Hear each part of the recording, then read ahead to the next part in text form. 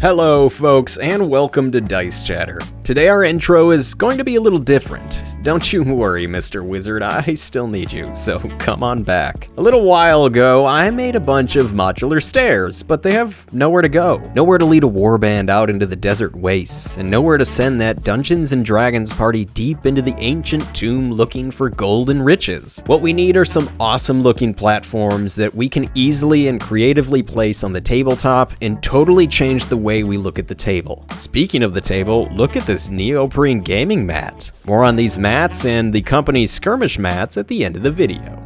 So we have a problem. As I'm sure a few of you out there are like me, I'm running out of space to put terrain. One shelf is nearly full here. Oh, and what about this closet? Nah, that's pretty stuff too. Also, all of these materials I use to make terrain take up way too much space as well, which is not the best. And these stacks aren't getting any smaller. So with space being a premium for myself and most terrain crafters, we have to make it modular and space efficient. So with all that in mind, let's jump right over to the build. Right off the bat, we need a metric crap ton of bricks for this terrain build. I use your typical insulation foam you can pick up at any home improvement store and cut it down to size on my Proxon. I did the math and it looks like I'll be gluing down over 3,000 individual bricks. Some would say that this is insane, and I would say, you're not wrong. For the brick dimensions, I go with 2 sizes. These are pretty standard for all of my terrain builds involving bricks. Once I feel like I've sliced and diced enough bricks for everything I want to make, let's get down to the nitty-gritty and start with the platforms. Each platform we make is 13 by 13 centimeters and a centimeter thick. Foam can be a fickle material, so we need to adhere all of these bricks to something. I went with some cardstock that we cut out a touch smaller than 13 by 13 so that the bricks on the edge would overlay and hide the thin support. From here it is pretty simple. Measure out your bricks, glue them down with some PVA glue, or in my case, hot glue, and listen to a podcast or some good tunes while you work. At the moment, we are working on the top layer, and there isn't much difficulty with this side of the platform. So let's flip this guy over and add a touch more complexity. For the underside, I still follow my general guidelines of completely filling out the 13 by 13 square, but I leave a few spots empty for where we will eventually attach our stone pillars to. You can see this on the dead center of the platform, and of course centered on each of the 4 edges. We will touch on the stone pillars in a moment, so hold on to your butts for a second. In addition, I wanted the sides of the platforms not to look so samey, at least in regards to the top and bottom layer, so I added a smaller foam brick in the following locations to give the side profile a more proper looking stone creation. With the bottom layer complete, we have done all of the grunt work for these platforms, so let's now take a look at how we created the pillars.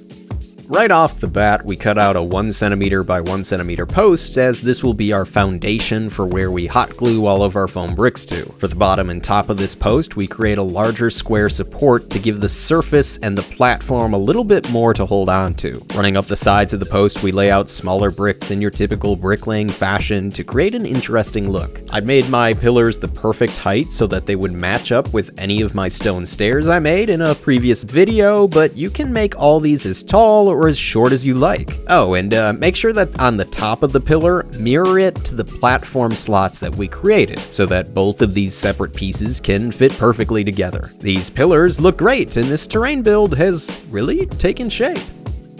Though there is one platform and pillar combination I wanted to try out, and that is creating a platform that sits atop a large desert-like stone cylinder. The key here is to make sure the stone creation doesn't expand outside of the boundaries of the platform. For the desert stone, it was made very simply. I rip out thin layers on the Proxon of various thicknesses and then glue them together sort of haphazardly all over the place, still making sure to keep this stone cylinder smaller than the platform's dimensions. Once I've reached the height I want, I grab a wire brush and make horizontal strokes all over the foam structure. This will create more interesting details all over the big ol' rock. Once I'm happy with the look, I pull out the drywall compound, thin it down with a touch of water, and lather the stone up. Make sure to do horizontal strokes as well here to be consistent and give the terrain piece a more realistic look. We let this puppy dry overnight, and in the meantime we can start giving these other brick pillars more support and start making this terrain build truly modular. The pillars we created are of course extremely light because they're made out of foam, and they need a little bit more weight to hold up the platforms and miniatures that will be placed atop these guys. I simply drill out a hole in the center foundation on each of these pillars and fill them up with metal BBs. Make sure to hot glue them shut, and now these pillars can withstand a lot more force placed upon them.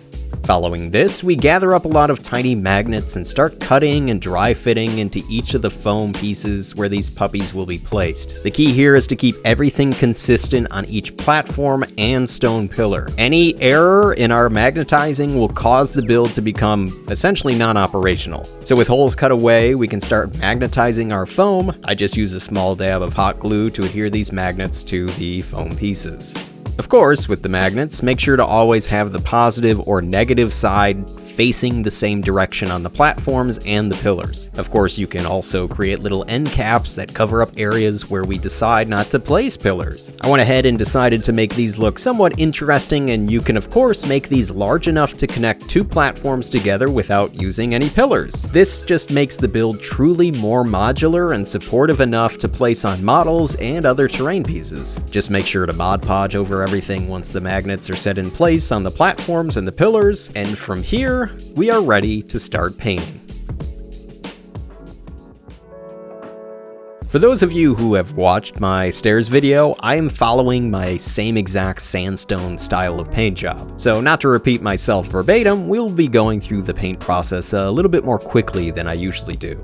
For starters, we prime the terrain piece black, and with my airbrush, follow that up with a zenithal highlight using a white ink. From here, I grab some beastie brown and cover all over the platforms, pillars, and any extra pieces that slot into the platforms. Once this dries, we stipple 4 different craft store paints, a gray, orange, red, and a tan all over each of the foam structures. This will give us some nice variety and coloration over the entire build. From here, we go back to the airbrush for one quick spurt of Acheros Dunes or any other sepia paint. This is to dull the terrain piece down just a bit and have its color look more consistent between each varying section. And to finish up the painting, we dry brush over everything with a light gray and a last very light dry brush of an off-white over any section we might want to brighten up.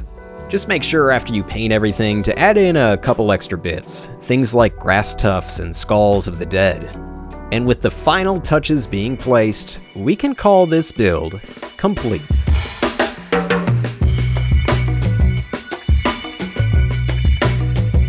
While we take a look at these platforms being used on the tabletop, I wanted to take a moment to mention the awesome team over at Skirmish Mats. They were kind enough to send me some awesome neoprene gaming mats. Feel free to check out a review video I did a while back up in the corner. If you want a discount on your purchases, use the code DICEChatter at checkout for a spicy 10% off. There you have it, folks, my take on some three-dimensional modularity. I'm looking forward to using these platforms in some upcoming battle reports because I feel like showing off the capabilities and the modularity of this creation. And I'm even more excited that it doesn't take up much space on my terrain shelf, which is always a bonus in my book.